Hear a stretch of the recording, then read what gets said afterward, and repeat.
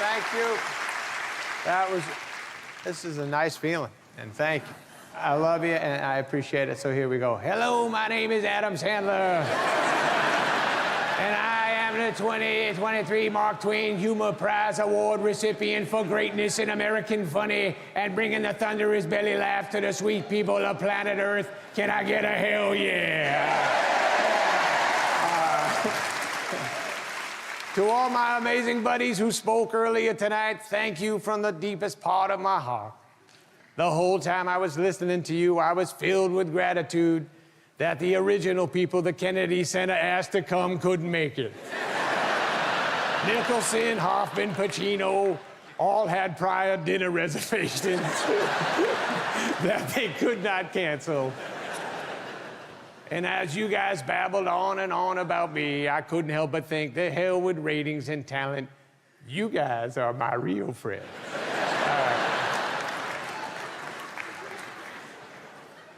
To my family who all flew in from New Hampshire and Florida to watch me get this award, yes, I will pay for your hotel rooms.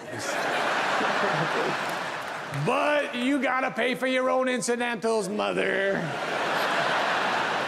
How many pistachios can one woman eat? I'm kidding, I love you. I'm gonna drop the voice and try to speak normal. And I feel bad. I've been making jokes about my mother for many years, but she is a great lady, and I'm sorry if any of them ever hurt your feelings, Mom, all right? So, honestly, I've had an amazing life. I'll tell you what kind of led me to this night. I come from a great family, a sweet, beautiful, funny, incredible, caring, loving mother who played me Barbra Streisand, Johnny Mathis. I had as cool as it gets, badass, funny, ponytail dad who sang me Johnny Cash and Johnny Ray, and he showed me the Marx Brothers, Jerry Lewis, Jackie Gleason. Whenever they were on, he'd call me into the room. And growing up, my parents literally did everything they could to give me crazy confidence at literally everything I did. School, sports, singing, joking, they acted like I was the best at all those things, even though other kids were way better than me. My sisters, Elizabeth and Valerie, they included me in everything they did. They would always tell me to sing, tell stories. They'd go to all my games. They'd root for me. They'd even take me on dates with their boyfriends. They just always made me feel like I was the star of the family. My older brother, Scott, I shared a bedroom with him my whole childhood. And he was always nice to me. He's always calm with me, and he would just tell me I'm funny all the time. He'd say I was great on the guitar, tell me I could sing as good as Steven Tyler. He told me to read Mad Magazine, and we'd watch Benny Hill together. When it came time to pick my college major, so my brother was the one who said I should be an actor. I said, what should I do with my life? He said, you should be an actor. You're as funny as Rodney Dangerfield and Eddie Murphy, and I never thought that. But he just made me feel like I was. He's the one who brought me to Boston when I was 17 years old. I was a senior in high school, and he brought me to do a stand-up comedy at Stitch's Comedy Club. He set it all up. He says, you're gonna get on stage you have 5 minutes to do jokes. What are you gonna say? I said, I'm not sure, I'll just wing it. Because I really I had no idea what the hell, I didn't even know you were supposed to prepare. So I went up there, I was terrible. I don't even know what I said. I was like in a fog, those weird fogs you get when you're a stand-up sometimes where you lose your mind. I just kind of was babbling. I remember one guy screaming out, he still has a retainer. And anyways, I left. For some reason on the way home, my brother made me feel like I had the best set of any comedian that night. And he's like, you just got to prepare next time, but they loved you. And in my head, I was like, they did? But, and then I went to NYU. And first guy I meet was the great Tim Herlihy. He was my roommate. And I asked him, what do you want to do with your life? He said, I want to be a billionaire. And I said, and he goes, how about you? I said, oh, I want to be a comedian. He said, cool. And then he asked me, what are some of your jokes? And I said, I don't have any jokes. And then he went to Poughkeepsie to see his family. He came back, and he handed me 3 yellow pieces of paper with jokes on them. And he just did it on his own, gave me these jokes. That's when we like became a team and started trying to kick ass together. And all my buddies, my buddy Eric Lamonsoff, who I grew up with, and the guys from my dorm, Jack Garaputo, Frank Caracci, Alan Colbert, who I met in my history comedy class, we just all got very tight with each other, and comedy, that became our obsession. And Colin Quinn, who's a great comedian, and he used to host a show at a place called the Paper Moon in Greenwich Village, and they used to book me all the time. And it wasn't due to my talent, but they knew when I showed up, so did at least 30 NYU students from my dorm. So they were like, let's hire that guy. But I had no idea I was being used because, again, the confidence thing made me think, wow, these Greenwich Village comedy clubs, they get it. I'm going to be a sensation. Then I graduated college. Bud Friedman, he saw me at Catch a Rising Star. He told me I should move out to LA, and he said he would put me up at the Improv. I told my dad, should I go out there? Should I move out there? He said, well, if Bud Friedman said you should come out, you got to go out there. That guy knows what he's talking about. So the next thing I know, I'm living with Judd Apatow. We were writing away, laughing all the time, had the best time together. Dennis Miller saw me, told Lorne Michaels about me.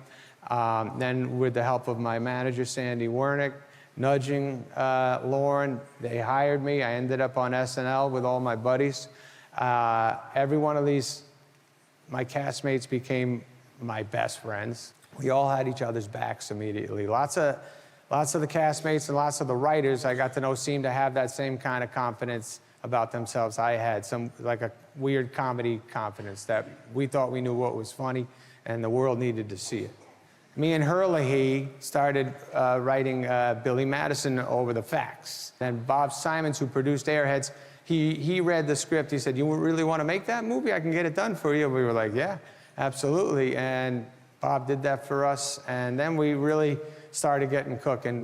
We started writing all our stuff and producing and directing and editing. And we were very hands-on, and it became like an addiction. And we knew the movies we worshipped growing up and quoted growing up, and we kind of wanted to attempt to do stuff like that for the next generation. And having a kid come up to you and say they like the line from your movie or one of the comedy albums or something like that, that literally was the best feeling I could ever get. Until one night, and that night will always be my favorite night of my life. So Stephen Dorff was having a birthday party. And my agent and buddy Adam Bennett said to me, let's go. I go, I sit at a table, my buddy Dallas introduces me to that woman over there. And from that moment on, I just couldn't keep my eyes off her. She was sweet, she was gorgeous, as nice as it gets. And as luck would have it, she also had the habit of telling me I was great at everything. My jokes were great, and she said I have good hair, said my cheeks smell good. Everything I did in her eyes, I was the best. That's at least how she made me feel. Then, thank you.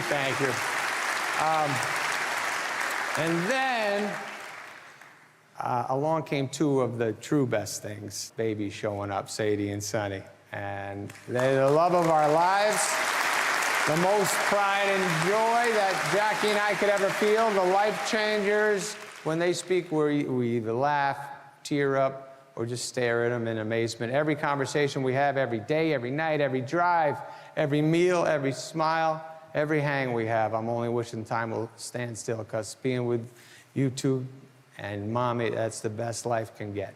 And they look like their mama, and they're smart like their mama, and they also give me confidence every year on my birthday, too, by buying me T-shirts that say, world's best farter.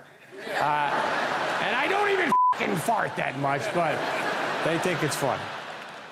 So, anyways, in summary, my career's been tremendous. Nothing has let me down. I do work my ass off. It's fun. I wake up early. It's fun. I stay up late. It's fun. I go on locations. If I bring the family, it's fun. Everyone in this room tonight has made my life fun. People always would ask me, those bad reviews you get, how does that make you feel? Make you feel like shit? And I'd say, No, it really doesn't. I think the reason I get to say that didn't hurt me is because so many of you guys in this room made me feel great about what we've done together. And all my fellow comedians, actors, writers, collaborators, crew members, people on the streets, my family, my kids, my forever girl, Jackie, all make me feel like the critics didn't know what the hell they were talking about. So thank you for all that. Thank you. Thank you for creating a delusional, psychotic man who is now the proud owner of the 2023 Mark Twain Award for Athleticism, math, sexual prowess, guitar virtuosity, and best cheek smell. Good night. Keep lying to yourselves, everybody, and God bless America. Thank you so much for that. Love you all.